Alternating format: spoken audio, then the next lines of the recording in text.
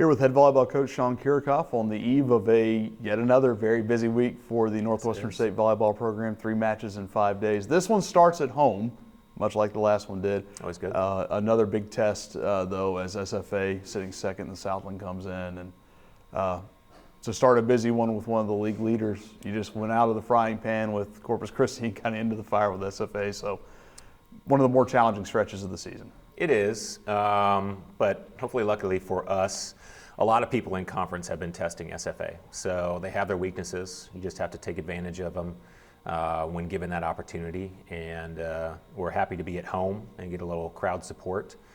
And so we're looking forward to the match. Going to be a unique look in the stands tomorrow night. A lot of orange. Normally we talk about purple or white or black for a color, but an orange out night.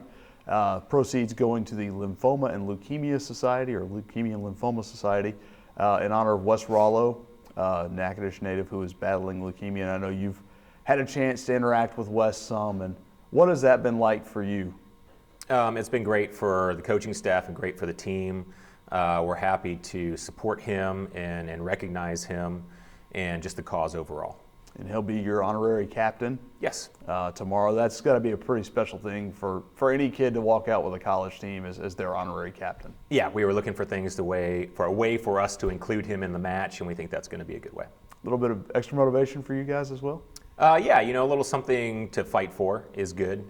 Something else to kind of think and just kind of push you through is always good to have. As you look ahead, you've got, like we talked about, a very busy week. You at least stay in the state of Louisiana this time. You head down to New Orleans and Southeastern, and you've talked about turning things around on the road. What has to happen on this road trip to be successful? It is good to stay in the state. A little bit easier travel for us. New Orleans is, relatively having a great season compared to what they have in the conference in the past. So they're on a nice little roll. So it's going to be difficult just because you're on the road and they're believing in what they're doing right now. So that's going to be a test right there.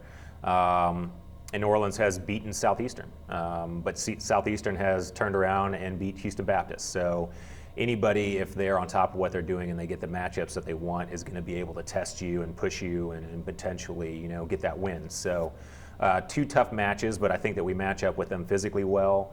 And I think it's going to be a good time for us to get some wins on the road. As you looked at the second 3 matches in a week in the last 3 weeks, what did you learn from the first set of those matches? You talked about it last time, that it's a quick turnaround and things are a little more compacted schedule-wise. Yeah, having gone through this type of schedule for the second time we've been able to manage our time a little bit better. Going through it once, just saying, let's get this done ahead of time. Let's have this scout done by this time, and just be able to split it up and to provide some information to the team in its staggered areas rather than just kind of loading them up all in front. I think we've just had a little bit more experience with it, and so we'll be able to provide that information in a little better way. So we circle back to SFA. I completely forgot. Last home match for almost a month tomorrow night. That's but it's going to go quick. Before we know it, it's going to be senior night, and we'll be back at home. So it's going to be a little while to everybody else, but to us, it's going to fly by. All right. Well, thank you very much, Coach. Thank you.